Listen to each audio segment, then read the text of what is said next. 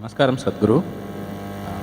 Indians don't know the greatness of this culture.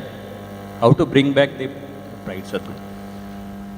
I think one thing we have to do is rewrite a more responsible history of what has happened in this land for a long time. Not in the last 3,000 years, not in the 1400 years.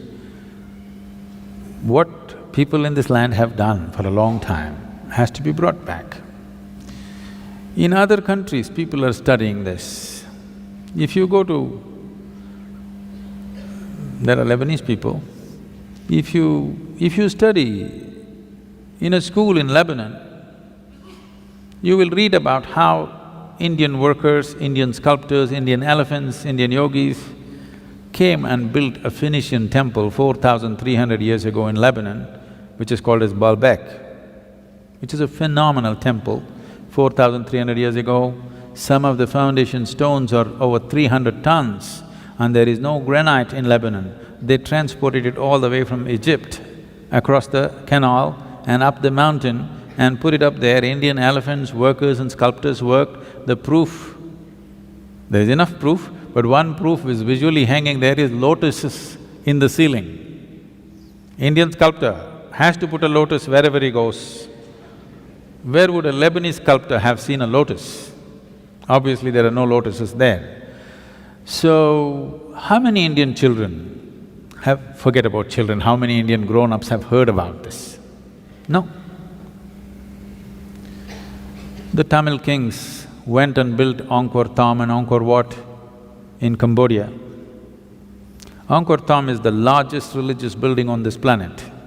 The intricacy and the engineering, the sheer design and engineering of how these temples are built, if you go and see, you will feel proud of being a human being. Because if human beings can think something like this 1,000 years ago and manifest it, it is too much.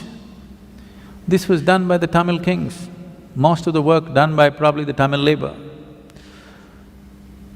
From first standard to 12th standard, does any Tamil child even read a line about this in their history book? No.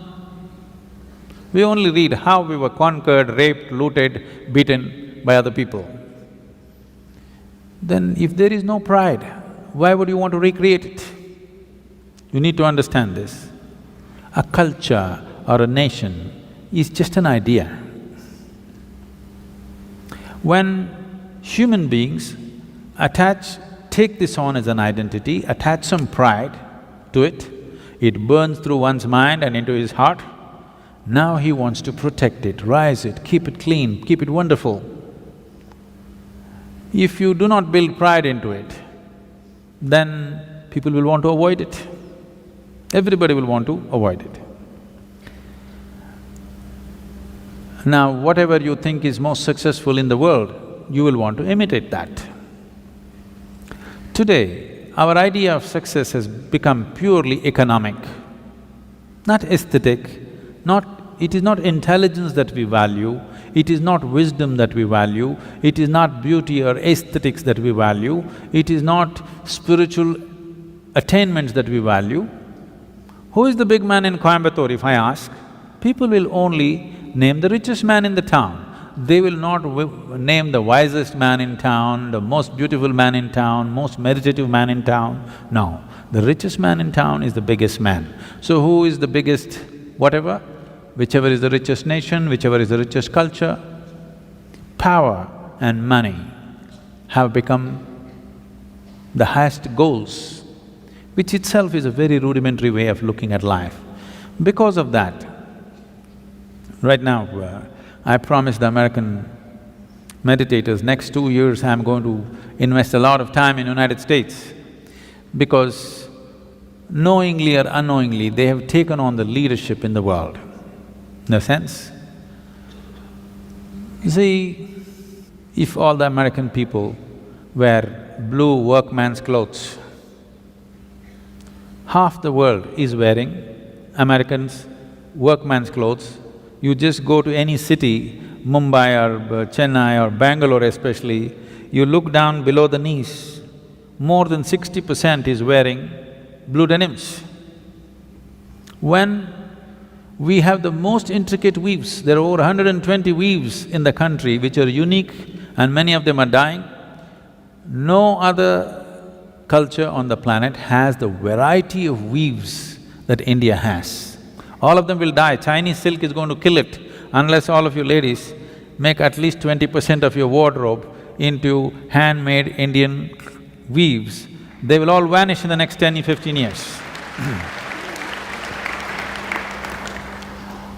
Why is everybody wearing not even American executives' clothes, American workman's clothes? As if that's not enough, if they tear their trousers, everybody tears their trousers. Yes. It's all torn, but in a very expensive way. Now, if Americans put carbon dioxide in a bottle and drink it, even a kindergarten child knows human body needs oxygen, not carbon dioxide. But because America drinks carbon dioxide and says this is the real thing, more than half the world drinks carbonated water today. If you go to one of the remote villages here, there may be people, not in this area maybe, but anywhere else if you go, they might not have heard the word yoga, but they know what is Coca-Cola. Okay? So, I thought if Americans tear their trousers, everybody tears, Americans wear their pants down in their seat, everybody does the same thing, Americans drink carbon dioxide, everybody does that. So I thought if we can get America to meditate,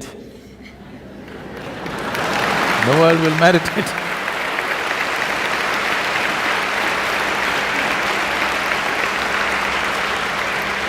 So, we are doing a little bit of a big push in the next 2 years in United States. We want America to meditate.